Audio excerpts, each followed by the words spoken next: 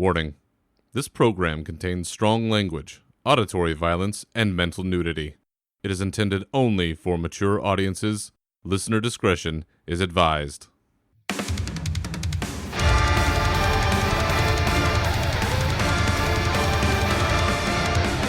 Welcome to your uncensored home for all things Warcraft. With your hosts, Berserker and Navox. This is Unshackled Fury.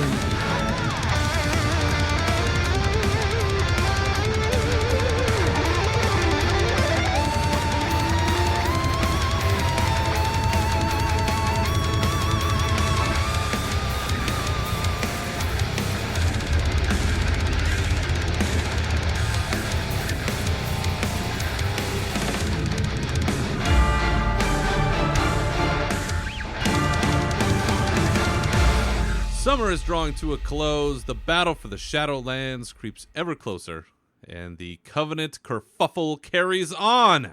Welcome to episode 75 of the Unshackled Fury podcast, your uncensored home for all things Warcraft.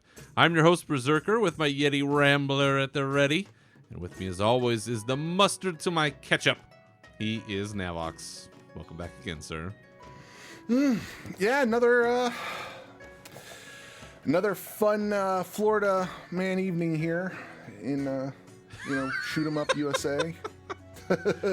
Yeah, I usually kick these off by asking what you're up to, but I don't know. This one sounds a little more dangerous than your usual. I was cleaning out my bags.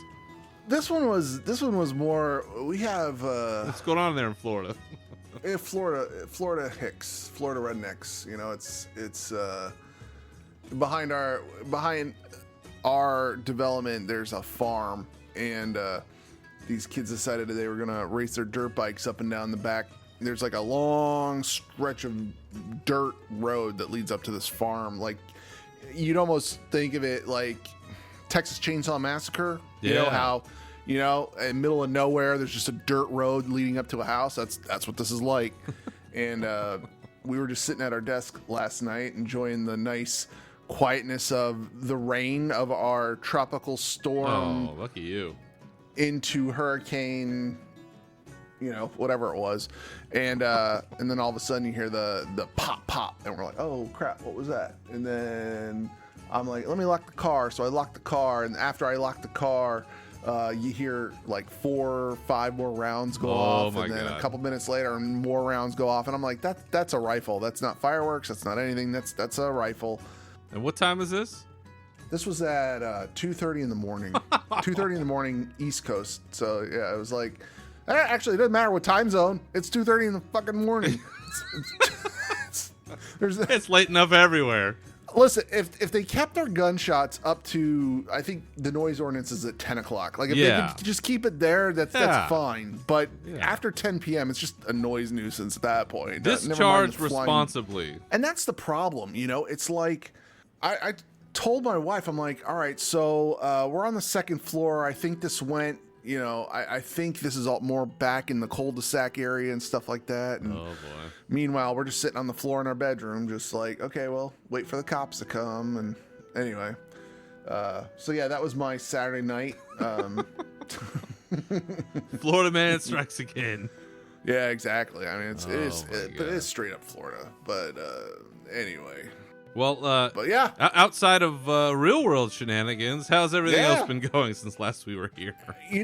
Everything else is going really well. I'm working on in World of Warcraft. I'm working on doing a lot of old Legion stuff. I'm working on Glory of the Legion Hero just to unlock some of the colors for my artifact. There you weapon. go. Yeah. And I just want to get that done because once they do the level squish, it's going to be kind of hard to do that until you get max level again. I think because.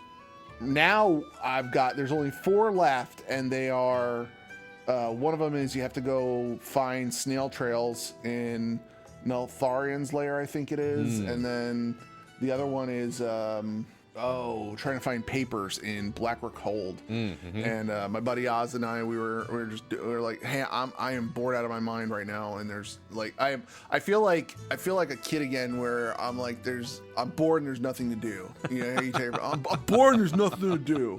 Well, that's how I felt with Warcraft. So now we're just running around chasing down achievements and trying to get colors and stuff like that. But I'm about to, I want to level a hunter, but I don't know if I really want to start it. Because, I think I should level a hunter. They're almost as bad as mages. I know. Well, mages are terrible, but at least hunter, you get a pet, and it's kind of cool, and, you can tame things. They're a salty bunch. I don't know. Yeah. Well, and, I was thinking I had a lot of fun playing a range class in Star Wars, The Old Republic, so I thought maybe I'll try out a hunter, but I don't know if I want to do it now or if I want to wait till the new leveling comes out with the I think, we're going to get all that with the pre-patch. I think we're going to get the new leveling system there. But other than that, I'm done cleaning my bags out. I'm done doing all that stuff. I'm ready. Oh, well, congratulations. I'm ready for this next expansion. So it's coming. I promise. I got my covenants picked out. All good. No complaints. What? For real. That's I know not allowed. It's strange.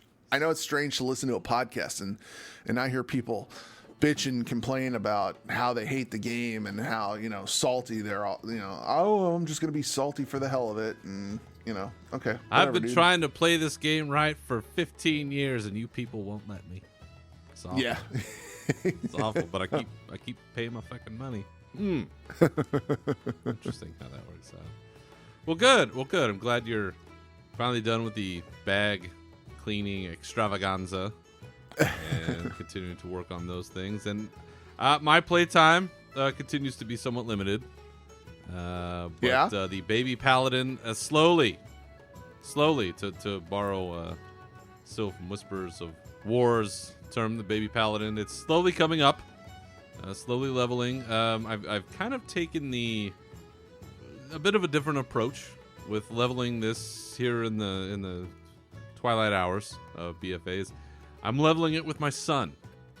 Oh, so nice. We're kind of tag teaming this and only going through the quests when both of us are able to jump on at the same time and go through the experience together. So it's slowed it down a little bit, but it's kind of nice to get him introduced. And he is working hard to, I don't know, either convince me or earn or something. His first character, which he wants to be a paladin when Shadowlands comes out. He kid with a plan. He's got it in his mind. He keeps saying, "Dad, when Shadowlands starts, I'm gonna be able to start my paladin, right?" I'm like, well, keep those grades up and keep that room clean and put those clothes away and be nice to your mom. I don't know. It's possible. So does he have his own PC, or is this he gets to play game time on Dad's PC? So welcome to the life of distance learning, where if you aren't fortunate enough to be able to have your own laptop, schools will loan them out to you, but we are able to provide a laptop for our child. So he has a Chromebook, which seems to be the choice these days of educational systems. So he does have a Chromebook. It is not installed on there, so we have been just sort of sitting next to each other and playing on the big spaceship computer here. Good. So it's possible that he will probably just play on this because I don't want to have to blend too much between the school computer and the fun house computers sort of thing. Right. Because if he's anything like me, which, fortunately or unfortunately he is, he'll find a way not to be doing homework and to be doing the game stuff instead. I wonder if kids these days have the same amazement of PCs in general that we had when they first came into the house, and with the first time you dial up to AOL, or the first time you were chatting or something like that, it was like everything was amazing. Like playing video games back then on the PC, it was amazing. Everything was just crazy.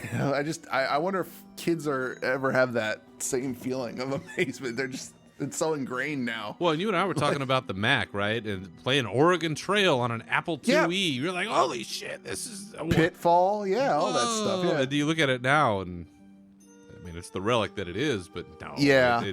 It's the generational divide. We're getting way sidetracked here, but it's that generational divide between people who grew up without a PC in the house, people who grew up with a PC in the house, and then there's sort of this micro generation, which I'm a part of, which is that you had a sort of half and half, where the early part of your childhood was analog, the latter half of your childhood was digital, where you remember growing up, and as a small child, nobody had computers, or very few people did. Right. Maybe the Apple, early Apples, Macintosh, that kind of stuff. But as you got Candies, old, but then as you got a little bit older, into your teen years, that's when they started to become a little bit more ubiquitous, and so those of us that are the sometimes called Zennial generation, we remember that well. But yes, Shadowlands may be the first expansion that I actively level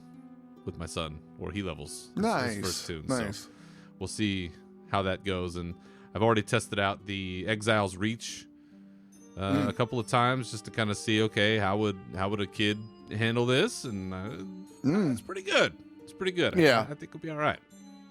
I really think they did a good job with that. So we'll see how that goes. But we've had a number of things happen since the last time we were here, so we have plenty to talk about on this episode. But first, Nav, you and I need to put a final stamp on this sassy little movement called Pull the Ripcord. So why don't we jump in to that? Let's rage. We have talked on this show a number of times, as has every other fucking person with a podcast or stream or blog, if those still exist, about Covenant choice. The whole idea being that you pick a Covenant at the end of your leveling experience in Shadowlands. There are things that are gifted to you or granted to you immediately and over time with the choice of said Covenant. And great hue and cry over these choices being difficult to swap between and what that means for various segments of the player base. Raiders, PvPers, Mythic Plusers, the whole thing. And there has been great noise and crying and complaining and tantruming about you won't let me just do what I want to do. And this is bad for this, and this is bad for that, and math, and blah, blah, blah. Well, Blizzard put out a post finally this past week, and we're going to go into more detail about it later. Basically putting a nail in the coffin of what became the hashtag Pull the Ripcord movement. Pull the Ripcord movement, yes. Yes. And this was in reference to a phrase that Ian Hazzikostas had used in an interview with Preach back in July, talking about covenants and how they could pull the ripcord in terms of the covenants and how they work. And you'll have to go rewatch the interview if you want to see how all of that unfolded. But that became sort of a rallying cry for people that were upset with how all of this worked. And so hashtag Pull the Ripcord became a thing. And being the individual who was the most in touch with our community, Navox, what kind of things did you see out there, even as of the last week or two, about this whole conundrum? You mean all the Wowfluencers out there with their big platforms and their data gathering campaigns upon thousands of thousands. They've literally seen thousands upon thousands of people disagree with this. Thousands documented thousands. I'm sure they're documented. Yep. And please design the game around us, Blizzard, because I'm Mythic Raid and I want a golden goose that lays golden eggs for Easter. And it's like, oh, come on, guys. It's old. You guys are getting old at this point. This whole conversation is tiresome. It really is. I mean, I also don't know about the rest of the community, the rest of the listener base, but I do not have the time in my life to sit there and read a chapter of a forum post of why you're upset that the covenants are the way they are. I'll read blue posts all day long because that's pertinent information to how the game is for me. Yeah. I'm not going to read your bullshit novel out there on the forum and go, you know what? This is a well thought out process. Oh. No, fuck off. Because I just want Blizzard to make a game. I want to log into the game and I want to play the fucking game. I do not care. I'm a little salty over it. It's you're taking something that I find enjoyment in and, you know, shitting all over it before it's even out. And it drives me a little bit insane. I'm glad people are passionate about the game, but you know, this isn't your game. That you click on that, you know, EUL, the agreement to log in and play Blizzard's game, not your game. Yeah. You know, so, but I'm not going to soapbox it here. Yes, we absolutely are. That's what we're doing here. We're so soapboxing. It's just, you know, and you've made it almost like watching the news now. It's like, you don't want to turn the news on. I don't even want to go to the forums or Reddit because of this ripcord shit. No. You know? No. Avoiding Reddit at all costs is the number one priority. And I, for anybody that knows me, I don't shy away from debate. I don't shy away from conversation or being challenged or those kinds of things. It's part of my everyday life, and it doesn't bother me. It's part of my job, in fact. It's part of my regular employment. You know, it's fine. But it's this tantruming, and I said this on Twitter about the tantruming of this pull the ripcord movement, where it was. I even saw one that was basically like, well, if you don't give us this, then nobody should get it. Like, that is the height. That is the height. As a father, I'm telling you, that is the height of a childish tantrum. If I can't get what I want, then nobody should get anything. Like, that is a terrible way to go about it. Or to make statements about what other people feel or think or believe about a system because they disagree with you. Well, you know, stuff like, you must not care as much. Like, I saw that comment. Right. I'm like, believe me, we care. We just want it to be what it is because it makes sense and we like it. Like, you lost. Blizzard is going to keep it for now. Yep. Deal with it and move on. Yeah, the game changes every patch cycle. The game changes. So Blizzard is going to do what it always does. It's going to analyze the data and figure out, you know, what's happening in the game, you know, and they'll make changes if they need to make changes. And they already said they're going to balance stuff out around, you know, they're not going to get rid of the Covenant system, but they can balance out the abilities in case somebody's like if something's absolutely pulling ahead, they're going to take care of it, you know? And that's what they should do. And I've heard the arguments about how, well, this never works. This is the cycle, is that they say they're going to do the thing, and then we complain about it, and they don't do the thing, or they do the thing later, and then they admit it. To some extent, that is true, and we've talked about that, especially in Battle for Azeroth. There was stuff with Azerite and other things that they changed a little bit late.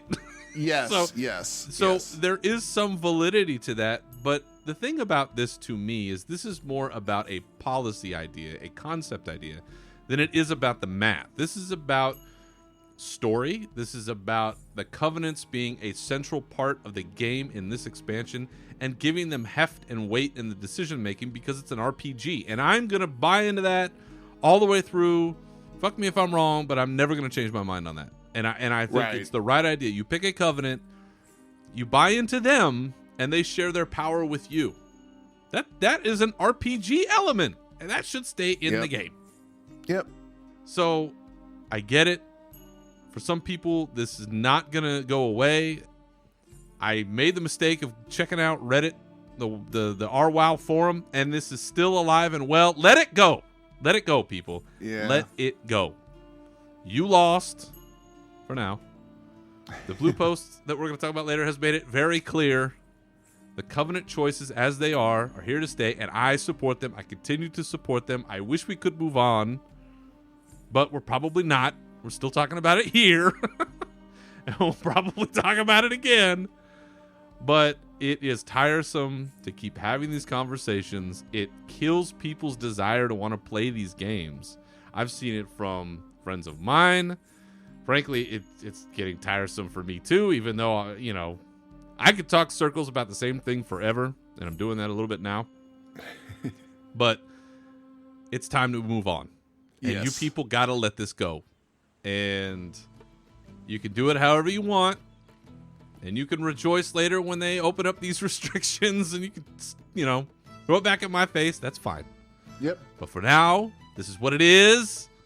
Everybody needs to move on. And that's what I'd like to say about it. So, we have mentioned that there was a blue post about covenants, and this happened last week. And not only did they talk about covenants, but several other items relevant to Shadowlands. So why don't we go ahead and talk about that in our news?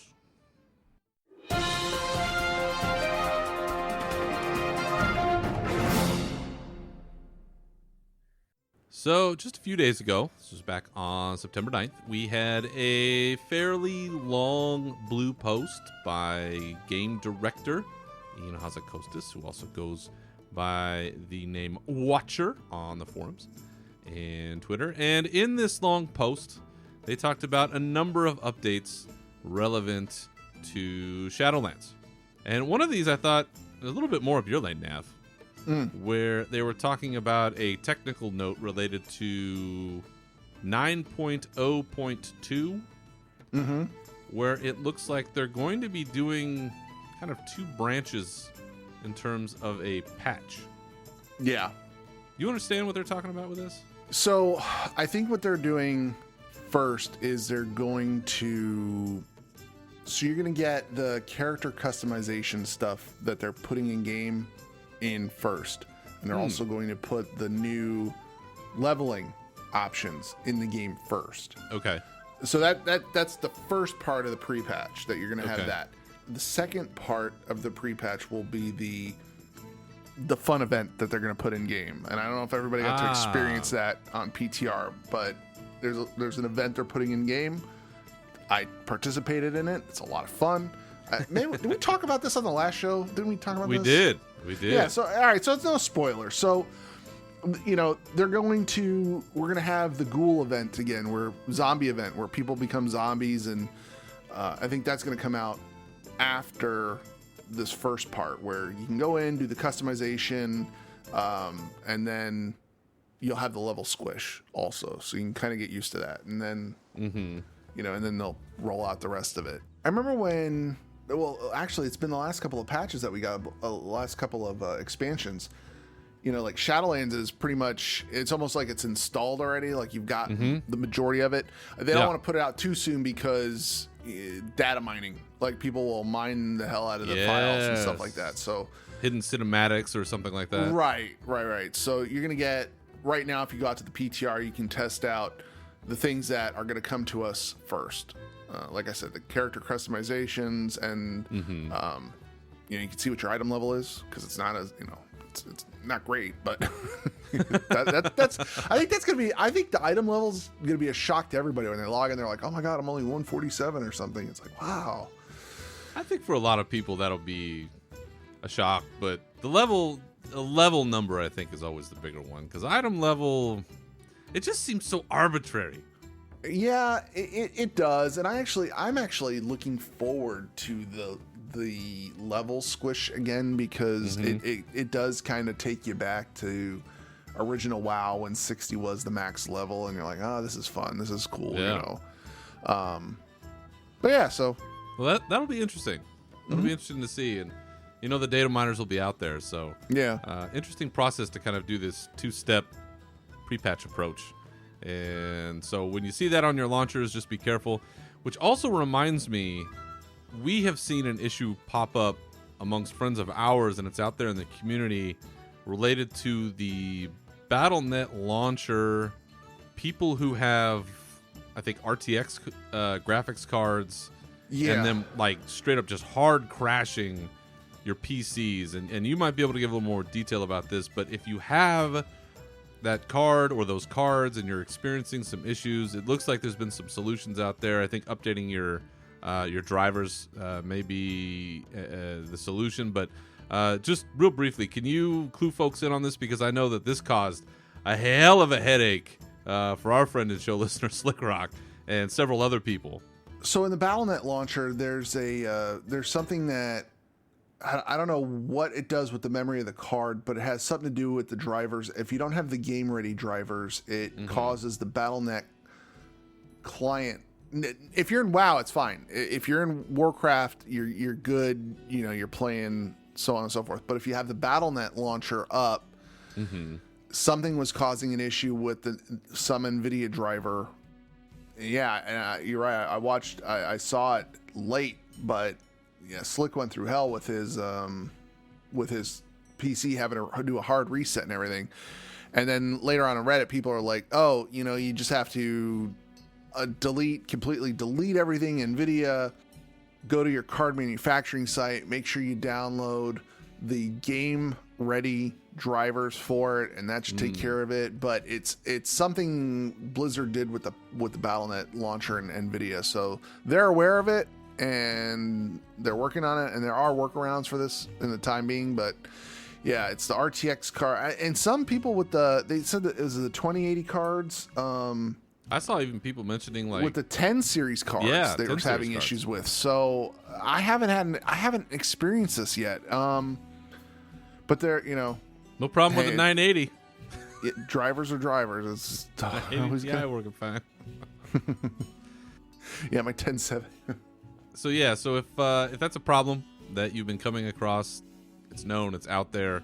Or if you haven't yet and you have these cards, be advised and make sure that you're updated and taking care of business.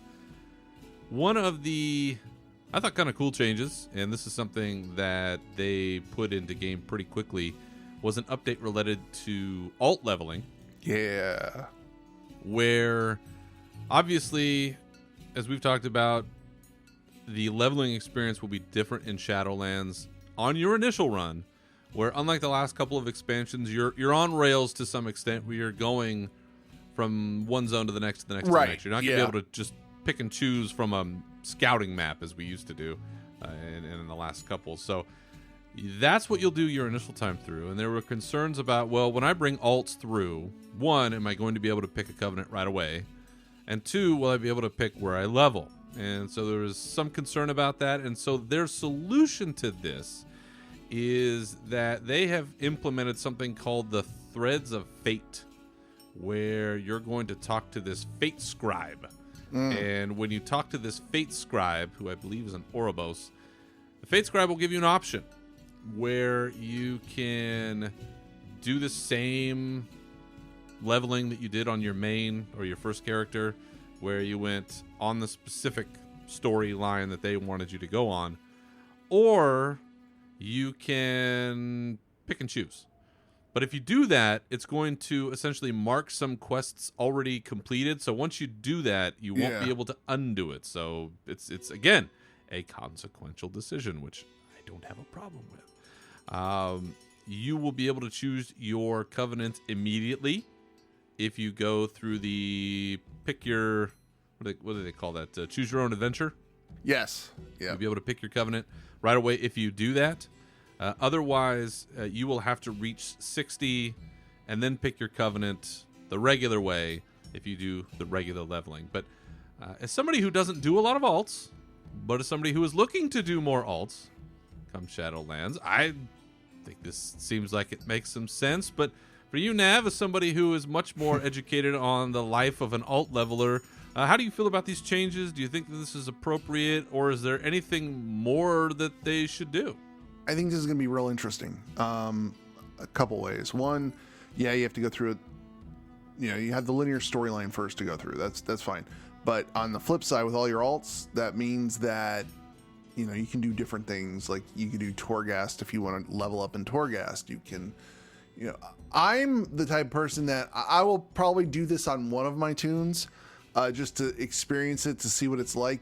I like to have the storyline checkpoints, because then I know how far. After I go through it once, okay, well, I've gotten this far. I know I only need to go this. I like the linear, but there are people that like to sandbox it. So instead of having the main story point quests, there's going to be world quests in that location or something you could take place in. So I am going to take advantage of this. I'm going to do it probably on one or two of my alt warriors. I'll probably do it on my horde tune. The one thing I am still a little bummed out about, and I think it's only because I've done beta so many times, is you can't skip Maw. Like Maw is you have to do Maw, and it's like, which is the introductory quest line. It's gonna be, look, don't take what I'm saying, because anybody who hasn't played it, you're gonna get in and you're gonna be like, wow, this is really cool. After you've done it enough times, it's just okay. I warned you. Yeah. I want you. So that is, like, honest to God, I'm looking forward to that. Like, I look forward to working out every day. Like, I'm like, I have to do this. I have to eat your spinach. Go into the mall. Yep, exactly. The one positive thing about that, I will say, is one of the comments I read was that you will almost get an entire level's worth of XP out of just doing that introductory quest line. Is that right? That was true. This last time I did it, I didn't get a whole level. I came up short, and I was like, okay, they adjusted something, because last time I did it, I was you automatically got to 51.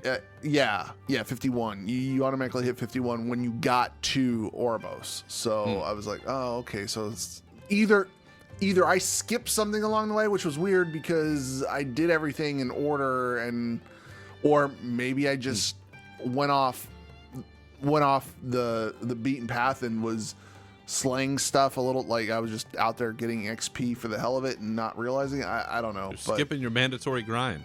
Yeah, exactly. Last time I just came up a little bit short, so we'll see what happens. Well, it seems like that's for all the flack that they get, that seems like a pretty good response to feedback that they're getting.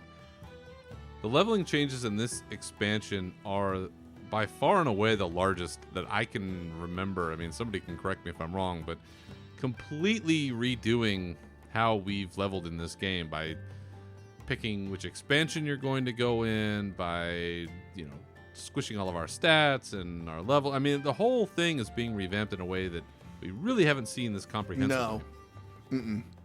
So I do wonder, once it's live and you get more people playing it, the regular player base, if there are other trip-ups that we just aren't seeing yet. I know that there was one video recently that caught the eye of a few people that are on my raid team and in my guild from Taliesin and Evatel. I didn't watch it. So this is a secondhand comment here. But they were talking about how there's essentially the new leveling system is broken. Or they wanted like one tailor-made quest line that kind of goes through everything, I think, to get to the end. Again, I didn't watch it. This is all second, third-hand statements here, but I haven't watched it either. But the point that I'm trying to make is that it'll be interesting to see as more people get in if there is something that's being missed or there are other things that can be improved. But at this stage in the game, this change, this Threads of Fate change, seems to be a pretty good one, at least for the top end, for the last 10 levels or so. Oh, yeah. When we can, all right, I've got my alt and I know what to do, and I really like this place, so I'm going to go jam out over here. And, once you've got rested XP and you've got these other things, you're not probably going to have to level through the whole thing. I know I won't. I only ever end up having to do half or less. So, we'll see. Speaking of Torghast, you mentioned Torghast. Torghast is getting a couple of minor changes. One of them, the main one essentially, is that they're going to be opening it up again. And that's something that we've seen with Torghast a number of times where, are we going to be limited in terms of how many times we can go in during a certain period or what we're going to get out of it? And as much as Covenants get play, I'm telling you, I still think Torghast, once it's live, is going to be the major focus because it's so much fun and there's so much stuff going on. And yeah, I agree with them in opening it up as much as possible to be able to replay the thing and to do as much as you want, because in terms of like that sandbox feel, like you were mentioning, it really has that feel to me, truly, where you're picking abilities and you're just fucking around and you're figuring this stuff out. And like, that's that freedom to create that I think that we're looking for and that really gets the juices going when you get into Torghast. what they had mentioned in this post is that playing through it before the way that it was, there were a lot of sort of tutorial rails that you were on, and that can get old very quickly. And so what they mentioned is that they wanted to cut that down so you have essentially one major quest line that you go through there, you get access to the rune carver, and then there's a larger expansive quest line where you go and do some other stuff, and you have more access to Torghast. They also mentioned that twisting corridors, which is one of the sort of the wings, because Torghast is broken into different wings, that they want that to essentially represent what they call the challenge mode wing of Torghast. And it's an 18-floor run, and it's going to be more difficult than the other wings in Torghast. So again, trying to fine-tune and find the sweet spot for the place that Torghast is going to take. I'm really happy that they're finding ways to, get people in as fast as possible and enjoying it, because it's been a while since I've touched it now. Because now I'm in the stage where I'm like, probably not going to see a lot of beta. Yeah. I'm staying out because I'm ready now for surprises and to see things, and I won't get shit ruined. But for you, Nav, do you also feel the same, or do you think that they should be doing something different with Torghast? I experienced Torghast at the same time you did, and I haven't been back since. So from what I experienced with it, I found it to be really fun. So if they've made any improvements on it, great. I haven't set foot back in it. I'm not going to till it comes out. I'm still of the opinion that I don't want it to be a forced thing where you have to run like 20 runs a day or something like that. It's not. It's you do it, you get your one piece that you need for your legendary item or whatever it is, and then you're free to go do whatever else you want, or you can do the challenge mode stuff, and they're giving you a lot of stuff to do this expansion, and and a lot of it is just choose your own adventure. It's not just. Eventually, it'll probably turn into the daily grind, but right now it doesn't. It doesn't really feel like the daily grind. But I love the Diablo feel of Torghast. It's just that's how I feel about it. Yeah. And it feels that way, and it's a lot of fun. It's very open ended in that creation sort of way where you're making your builds, and listen. Like with the Covenants, like everything else we do, someone's going to put together a chart and a sheet and a thing where you can do these things and get the max whatever build, and, hey, you can't do anything to stop that. But as somebody who doesn't really do that, it's fun to get, because they'll be random. No matter, even if you have a sheet that says, get these 10 abilities and do this max build, whatever. There's no guarantee of what you're going to get. That's what I love about Torghast. Right, yeah. It's all randomized, and so you have to make these decisions on the fly, and you're kind of gambling in a way, and I love that because I do have that problem of having a gambler's mentality of where, I think if I go with this one, then I'll get this one later on, hopefully, or maybe I can, figure something out here. It's that little that is a kind of little mini game I do like. So yeah. I'm pretty excited about that. They also made a couple of mentions, one about PvP itemization.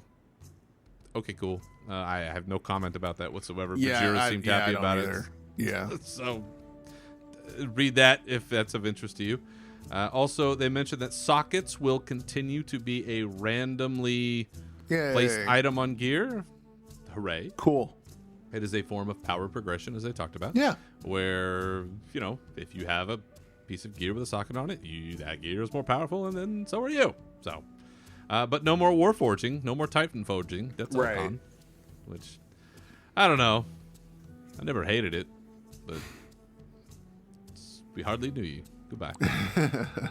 But the major thing, obviously, was the very long piece about covenants. And it's about halfway into the post, and in it they restate their philosophy about covenants and covenant choices, and it very much falls in line with how we feel on this show about how it's an impactful decision, how it should matter, the ability to change a covenant in that you are with one and you're going to one you have not been with yet because you feel you made a mistake, or it's just not vibing with you, or maybe it is the one that's got the best ability that you need for whatever. That will not be a difficult change to make, and they're keeping that as free as possible to be able to go from one to another, assuming that you have not been with that new covenant before. But they are going to make it a somewhat difficult choice to come back. They are time gating it, where it's going to take a few weeks to go through some quests to essentially re-earn the trust of the covenant that you were with and then left and now want to come back to. From an RP perspective, from a story perspective, this makes sense. The covenants are supposed to be part of your character's story. And I know that math and story don't always match up when it comes to Warcraft. I get it, and this is what we've been talking about forever. But it's a very good explanation, I think, of why they're sticking to their guns, as I think that they should, which is that, one, it's part of the story. And it's part of the story that we want to tell, and we want this to be an impactful decision, and that's been our stated goal from the beginning, and we're sticking to it. Great. The other part of it that they mentioned is that there is, and this is where it does get tricky, there is interplay between the covenants that you pick and the soul binds that you link yourself to in those covenants. And you'll have all those, abilities to choose from with the soul binds that we've talked about. First they were destroyed, and now they're sort of like an essence system. There's a lot of interplay there, and it's not that they can't redo it. They said they can, but there has to be a more compelling reason to, other than these folks over here are making a bunch of noise because they just want to be able to freely go from one to one to one to one. Right. I encourage folks to read the thing the whole way through. I think it's a pretty good explanation of where they're at and why. And at the end, they give a really good explanation for, here is the middle ground that we want to meet on, which is that, let's say, and they give an example, you are one type of character and somebody else says you need to be something else because this other ability is like super overpowered. Well, then that's the feedback that they need to be able to retune what's going on. And that is the part that falls on Blizzard. And that is something that I think is a fair point to the people who are making the most noise about this, is that Blizzard does have to make good on that promise of tuning. And they have not always been good about it. And when you talk to some people, they've never been good about it. So it does fall on them. It's incumbent upon them to keep at the tuning and do their best. Now, Nav, you know, there is no perfect scenario. There's no perfect test scenario where you're going to be able to get a situation where everybody is the same all the time on every single thing that they can ever do. You have characters with different abilities, different fights, people doing different things in different environments. There's latency issues. There's your own internet that can cause a problem. There's all kinds of things that can change what happened in the course of a fight or an event or a raid or a Mythic Plus run or what have you. That can skew or alter or not give you the numbers that you want. So coming through this post, I felt pretty good. I'm like, yes, this restates everything I think I've believed about this system, at least from a player's perspective, and have bought into. Do you think that they appropriately touched on all the points that they needed to, or is there anything else that they left on the table you think they should have gone in about? No, I think they addressed everything.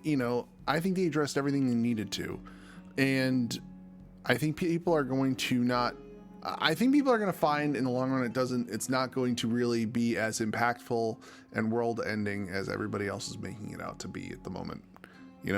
I'm going into this covenant system with a different mindset altogether. I'm just going to go in and choose. I don't want to have to rely on external sites, third-party people, telling me this is how you need to be optimized. Nope.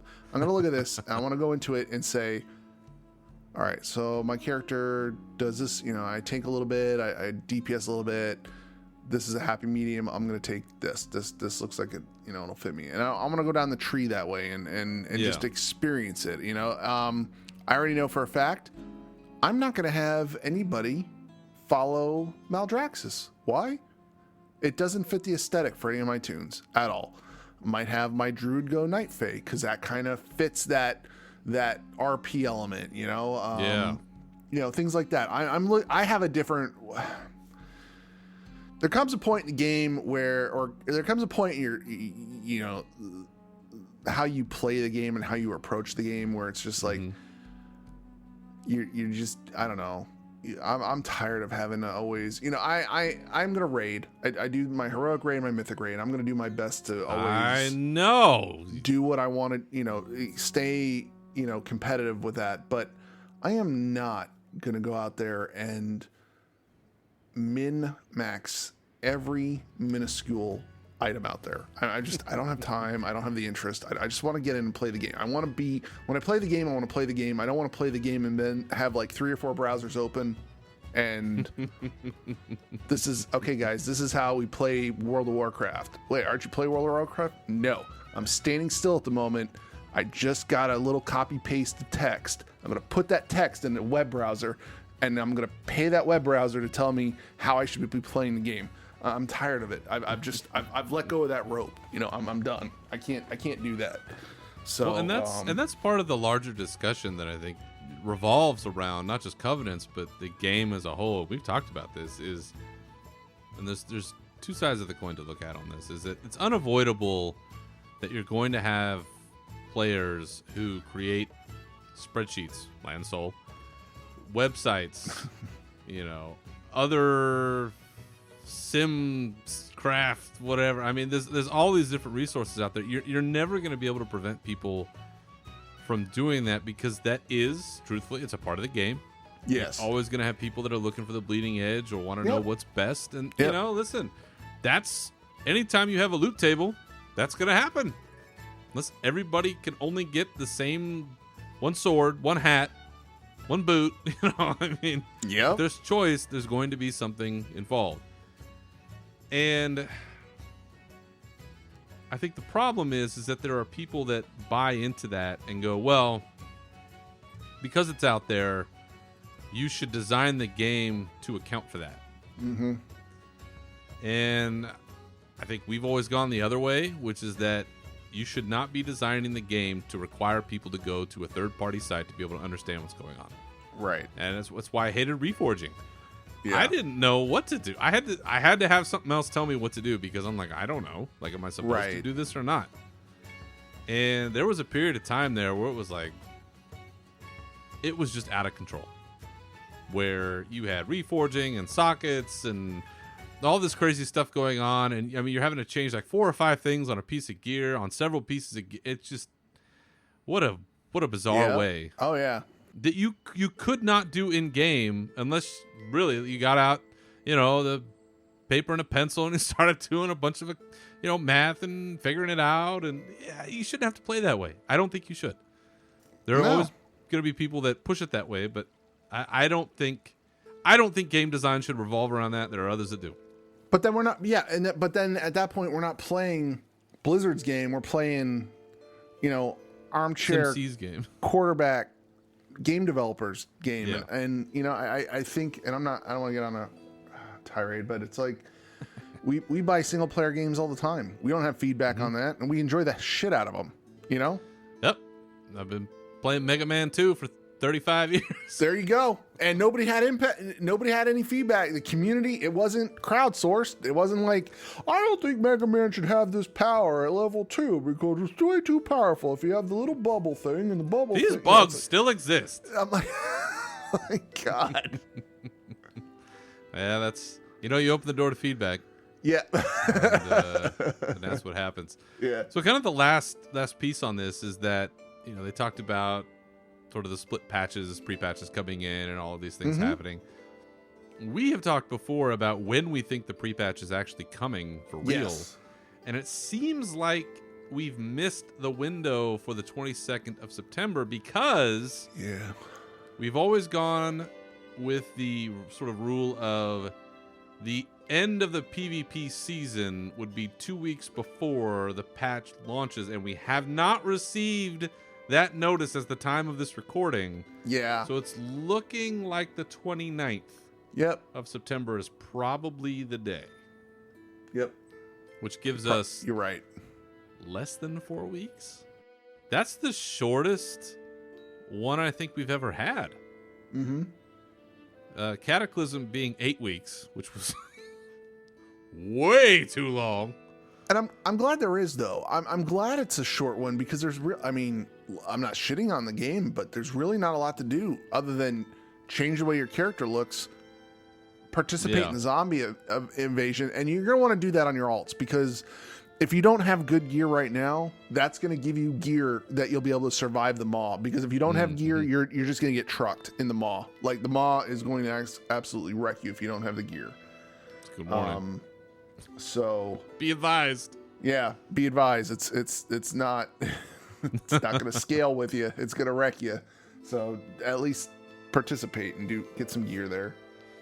So we're still looking 29th, you said. 29th probably. So that means we're probably going to get a secret, either a cinematic. We'll either get you know what? We're going to get a cinematic. That's what it's going to do. They're going to give us a cinematic the week of the 22nd because they don't have anything listed for that week at all. They always like to surprise us. There's always a surprise. There's always a surprise cinematic that comes out. There's something. And we have the 4 Afterlives cinematics that are coming out, and then we have nothing that last week before the 29th. So on that week, probably on the Thursday, it'll be 2 p.m. and Blizzard will push out a cinematic, and we'll get something there.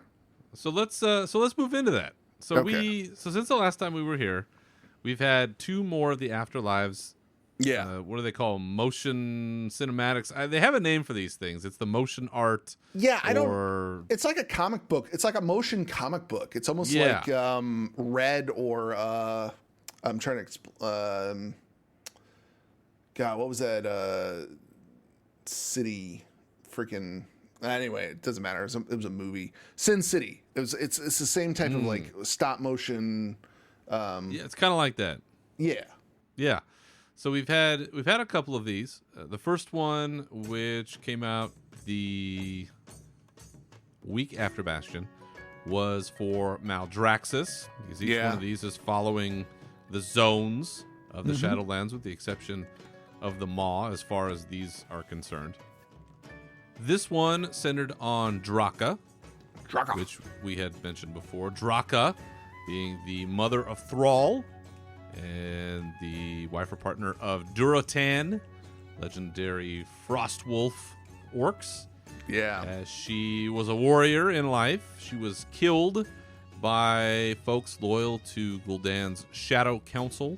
They were supposed to be guarding them, but in fact, they turned on them and killed them. So that's what was happening when you watch that, and she's fighting off those dudes and trying to save little baby Goel. That's what's going on. And then she's brought back in Maldraxxus, and she seemed to have changed classes, and she's now a rogue, which I guess, they didn't open that up to us, but they opened it up to the big NPCs. Well, they complained to the right devs. They were like, listen, it's not fair that I have to stay That's right. This class. I've literally talked to thousands of other big name NPCs and got their way in, and they're the true influencers. But I'll stay optimistic being Maldraxxian. That's right.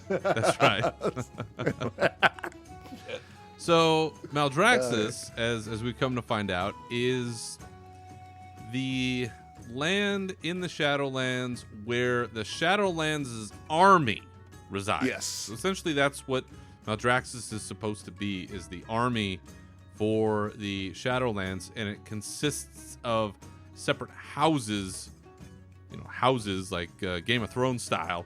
Yeah. In Maldraxxus, and we find out that Draka has been training as a sort of warrior rogue, and she can do some stuff, and she's leading some charges here and there, and then shit starts to go awry. Mm-hmm. And her mentor, or whoever's helping her out there, seems like he gets blown up in one of those Necropolis-looking deals that we've seen floating around in the sky in our world.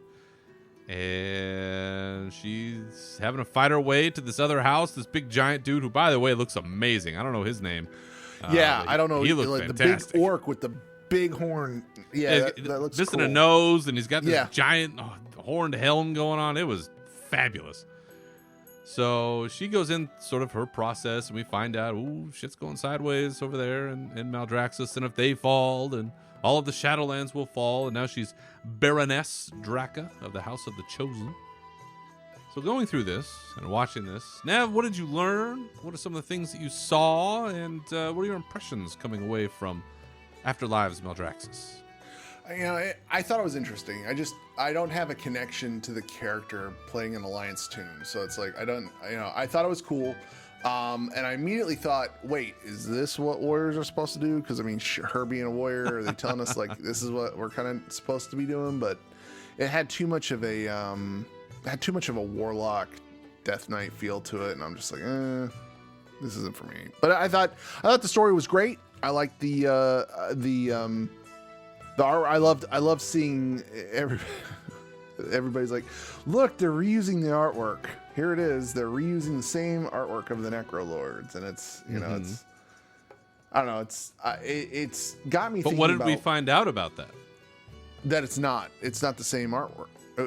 Different, wasn't it different altogether? It's not the same. It was the same, but what we're learning, or at least what it sounds like, is that Draka went to other worlds.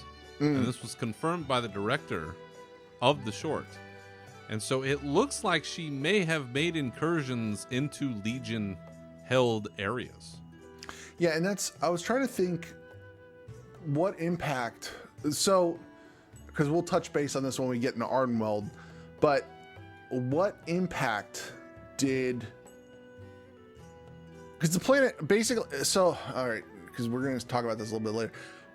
We're in Shadowlands, but is it part of Azeroth, or Azeroth exists separately from the Shadowlands? Separate plane of existence. Separate plane of existence. Yeah. Now, shit's broken, basically. Plain and simple, shit's broken. So, at what point did it become broken? It's not when Sylvana shattered the Helm of Domination, because that Helm of Domination should not have been on Azeroth to begin with, right? Because you discover that I don't want to ruin it. That helm should not have made it into the realm of Azeroth. But then clearly we know that it's from the Maw somehow, right? But with all the changes that happened with Azeroth, and I keep going back and I'm trying to think like all the destruction and stuff that's happened. Because we had the Cataclysm, the Shattering that happened, but I don't know how much of an impact that had on everything except the land of Azeroth. Then we had the fucking Sword and Silithus. It's still there, hasn't been removed.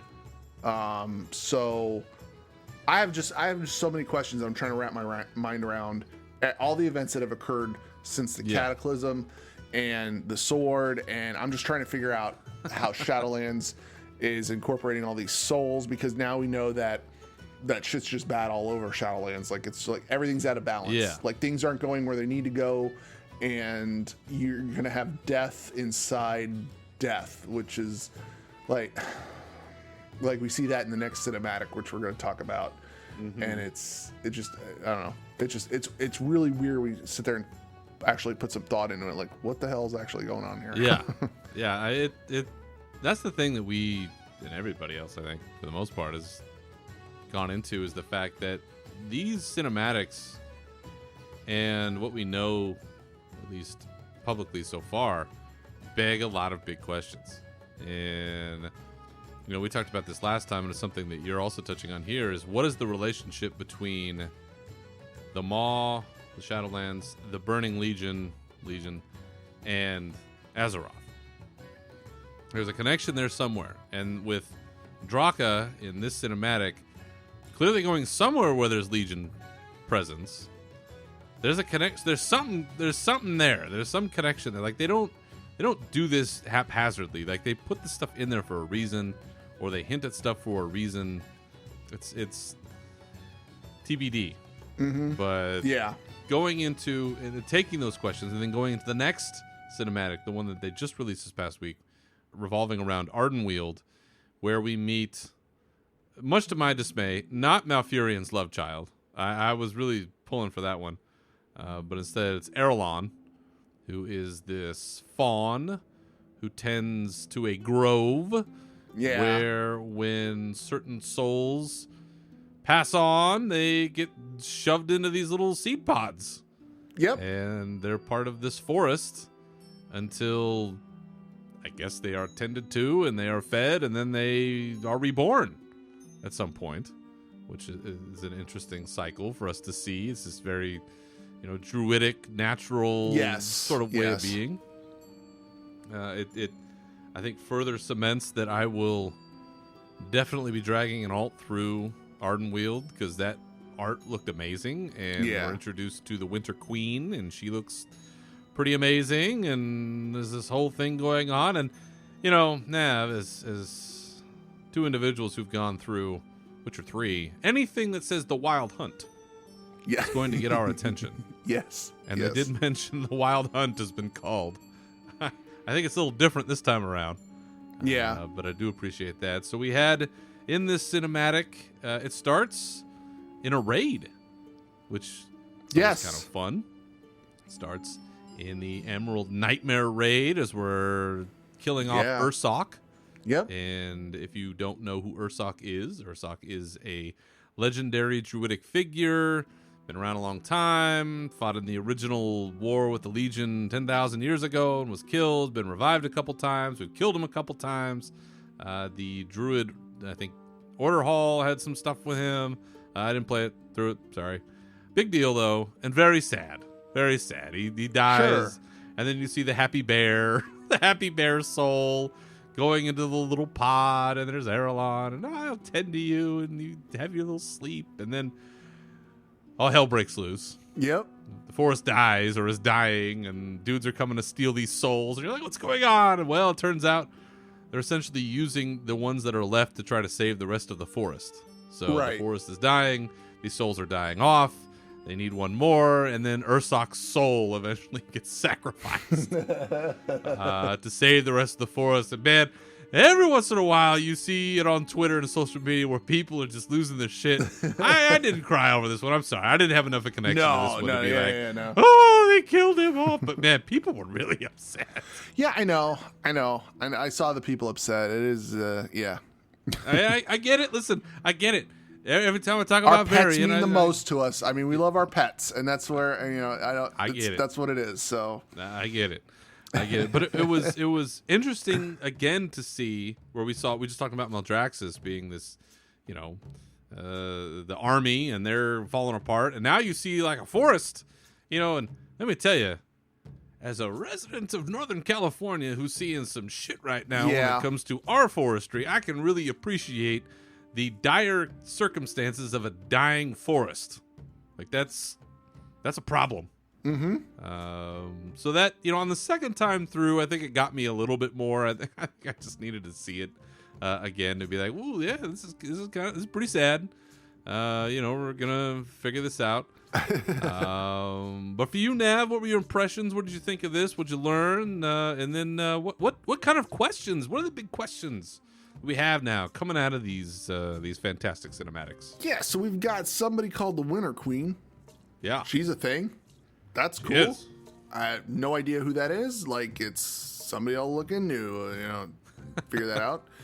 Now it's like, okay, so Ursoc's soul was sacrificed to do what now? Just I think it was go into a staff? It was like his soul anima was being, it's like his soul was being disintegrated, so the anima of his soul could be used to power living parts of the forest. Right. And then, I mean, at some point, I imagine at the end of all this, we'll probably kill the big bad guy, whoever it is at the end, and then all the souls will come back. It'll be like in the end of Mortal Kombat when they kill Shang Tsung and all the souls are set free. And well, that is the question, right? And it's like, so what happens there? Well, as you mentioned earlier, and this is something that we've seen now in a few places, is what is death in Warcraft? Because we've always played pretty fast and loose with that concept, because as players, we can't really die, because if you did, then you wouldn't have a game. So for us, it's like we die, okay, we're killed, and then, these not Valkyr, whatever they call the spirit healers, right?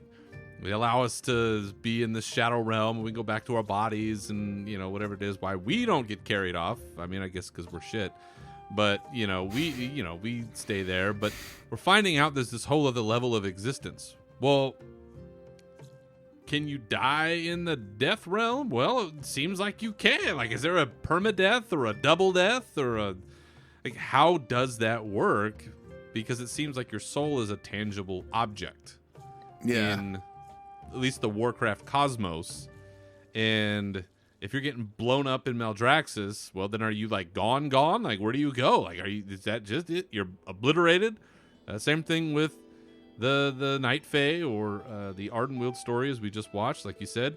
Can Ursoc come back? Or is it the power was dispersed and that is the obliteration of his soul? Yeah, so I had an idea there. And I was just like, because all I keep thinking in my head is the Princess Bride. I'm just like, mostly dead? All dead? Mostly dead. That's what I was typing it. I'm like, find the Princess Bride audio clip. play it right there. Well, we're right when we go into it, play it right there and play the little guy's clip there. Yeah, because I'm confused as hell as to what happens when we die. Yeah. Because you do die in Shadowlands too, and you just go back to your body. And that's it. So it's like, and yes, the story wouldn't make sense if there was permadeath. For us. Yeah. But it seems like when you're Draka, right, and you're looking at that necropolis that gets blown up, would you be concerned, really, if you couldn't die? No, you'd be like, oh, man, that sucks. Then we got to rebuild that thing. There's some consequence there. Like, do you end up in the maw if you die in Shadowlands or something like that? It's like, because that's supposedly the maw is the worst place. Like, you don't want to be in the maw. So do you go there or do you disappear? And why does the Shadowlands need an army? Yeah. Who are they fighting? Yeah, that's the thing. I think what we're seeing here is it's probably the way that the universe keeps balance on everything. There's always got to be a balance, and right now things are out of balance. So, who is blowing that stuff up? Why do they have to have an army? Who did they fight before? No. It seems like the Legion, and I keep going back to this, and I'm probably going to keep going back to this, and people are going to be, I'm telling you, if we see the Legion again, people are going to be mad because it's pretty. Yeah, I don't want to see the Burning Legion again because it's always the Burning Legion. It's like they're the ultimates. Yeah. Well, I guess the Void is, but one of the sort of other consequential questions that came out of this from a Polygon article that I came across was when we watched the Bastion cinematic, we clearly saw Uther's soul being ripped in two. And the question was posited, well, does that happen to everyone that was killed by Frostmourne? Did you have one part of your soul go in and then another part go up? Because if so, does that mean that there's a good Sylvanas and a bad Sylvanas running around? Did we get the bad that's how one? They're gonna retcon. That's how they're gonna bring her back to being good. That's a good idea, man. Could it be that Uther's soul was saved and him alone because he called out to the light and the light did him a favor and somehow split him off a piece? Like, how does that work? Could have been coincidental that he's like, light saved me, but it wasn't really the light. It's just how Frostmourne works, like you said. Like, could be that mechanism. And even further from there, the light itself is a force. It's not a being. It's a cosmic force that's out there. It balances out the void. So is it able to make that kind of conscious decision about souls and who gets saved or what doesn't? And there are just so many big questions. There are a lot of questions. Blizzard has to be careful. See, this is anybody that listens to this show, anybody that reads my Twitter, you know that I will back up Blizzard a lot. Yes. When it comes to their story writing, I back them up a lot. I give them a benefit of the doubt nearly every time. This is one of those times where even I'm going to say they have to be careful, because if this ends up like a Lost, like the TV show Lost situation. We all woke up. That was it. It was a bad dream. Where they put these threads out there and either they don't answer them or they're unsatisfied. Oh, man, is it going to be a long expansion. It's just gonna be, well, at the end of Shadowlands it'll be Varian and Tiffin and Anduin as a child picking up a snow globe and shaking it. There and that's where we all existed. That's it. That's it. Sane elsewhere for everyone.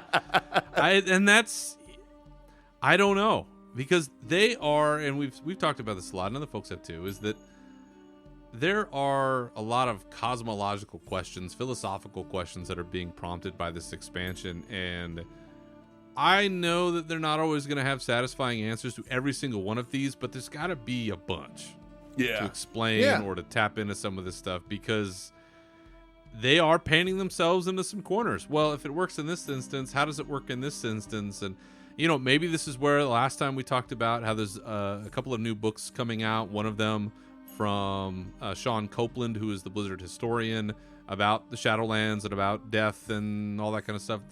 Maybe there's some areas in that book to flesh out some of these loose threads. I mean, I'm going to read it so it doesn't bother me that is how they would handle it. It may bother some other folks that it wouldn't be handled in game, but we'll see. And it's very interesting. Very interesting. Some of the directions that they're going, some of the things that they're opening up. There is one more of these cinematics coming for Revendreth on the 17th, so just here in a few more days after this episode should drop. Not quite sure who this is about. Maybe it's Kale Thos, maybe it's about one of these other dudes, but we'll see. And with that, we'll have 4. But you mentioned something perks my ears a little bit. So we'll have Bastion. Yep. We've now had Eldraxis, Ardenweald, about to get Revendreth. That's 4 zones, but there's one missing.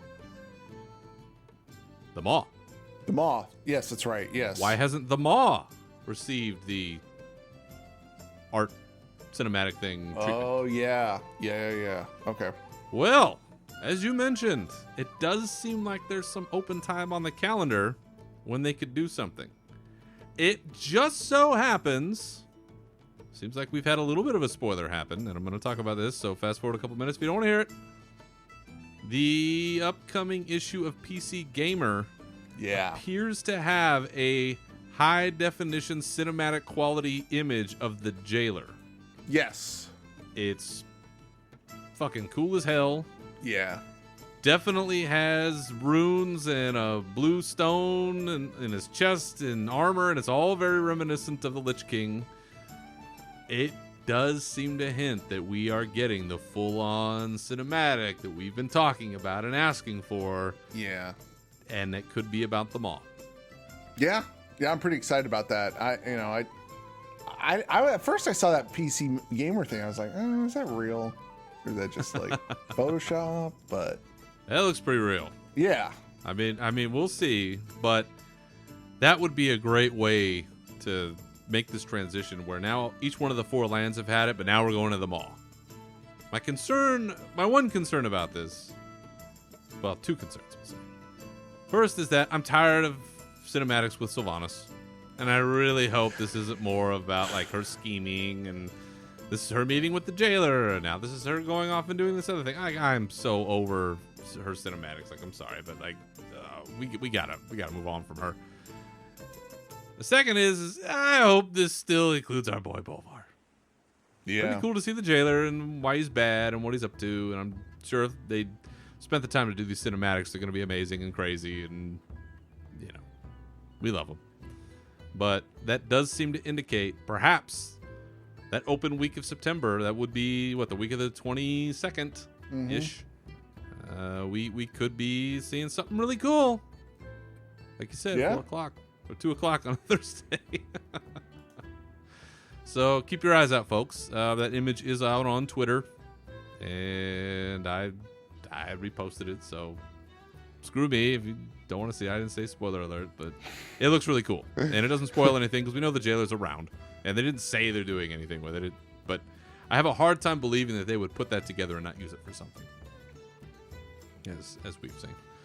So a couple other things before we go. One, we've had some cool data mining. I just wanted to pass along. It looks like we have a new login screen. Yeah. We have a new login screen that's been data mined. It looks like it'll be an image of Ice Crown with the big exploding sky overhead.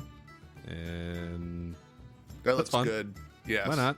That looks cool. So we'll see that in action here before too long. The other thing was that we have new login music. They always do kind of an updated theme. There's, the general Warcraft music that always plays when we log in.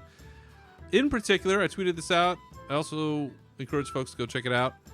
At around 4 minutes, there's a little segment of that. It's a long track. It's like 12 minutes. At 4 minutes, there's some like metal guitar business that's happening, and it's super cool. And I highly check it out. There's no like ripping solos or anything, but you can hear like the and like stuff going on, and you're like, ooh, I like this. Unfortunately, there's also something called Sylvanas Free Will, one of these tracks, and I don't know about that one. We'll see. Before we go, I also wanted to pass on, because time is running out on this. There is currently a vote up until the 18th of September for a mount, a Shadowlands mount that we can all get. Sight unseen, we're voting for this. All they've done is given us a description of what the choices are. We have no images, no videos, no nothing. It's just description alone to tell us which of these mounts we should vote for, and whatever wins, apparently we're all going to get one. And here are your choices. The first is a Wandering Ancient, which is one of those big tree-looking guys, right? Yep. So we'll see what that looks like. The second is a Soaring Spell Tome, which I assume is like you're writing on a book? Yeah. Is it going to be like open? Like Reading Rainbow. Look like a butterfly. Yep. There you go. The third is a Nerubian Swarmer. Please, God, don't vote for that. Please. Yeah, Please, God. Yeah, I agree. Yeah, No don't more vote bugs. for that one. No more bugs. Yeah, no bugs. I get it. There's the whole Nerubian thing going on underneath Ice Crown, and apparently they're back. Oh, God. I mean, I don't like them. do what you want to do, but oof. Yeah. Curious Caterpillar, next choice. That could look like anything. Yep. Hideous Caterpillar, Fuzzy Caterpillar, I don't know, Slimy one, I don't know. It could look like anything. But clearly the winner, Nav. I know we're throwing the vote here, but Gooey Slime Saber has got to be the winner. So with all of the sticky kitty love that's going on around there, one of the options is a Gooey Slime Saber, which they mentioned is sort of a jellied-looking creature. So I imagine it's this viscous, see-through kind of cat-looking thing. That's what I voted for. But Nav, where are you taking your vote on this little mount adventure? No, actually, right now I've got my vote in for the Gooey Slime Saber also, just because I'm a cat there dude. You go.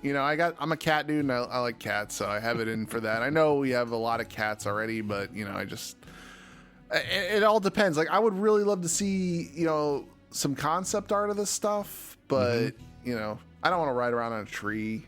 I'm just like, it's just, I don't know. But you could live out your Hobbit Ent fantasy. Yeah, sure. There's that. Tree beard.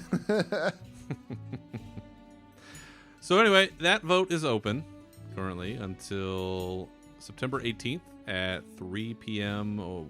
Pacific time, West Coast time. That's when that will close. So get out there, get your vote, and we'll all get a free mount. That's fantastic.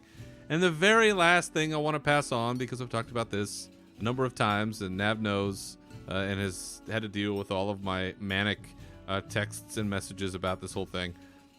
The NVIDIA 3000 series RTX cards go on sale this Thursday, September 17th. I wish anyone and everyone who's trying to get one of these, including myself, luck, because it's going to be BlizzCon ticket season all over again. And, sounds like stock is going to be pretty low.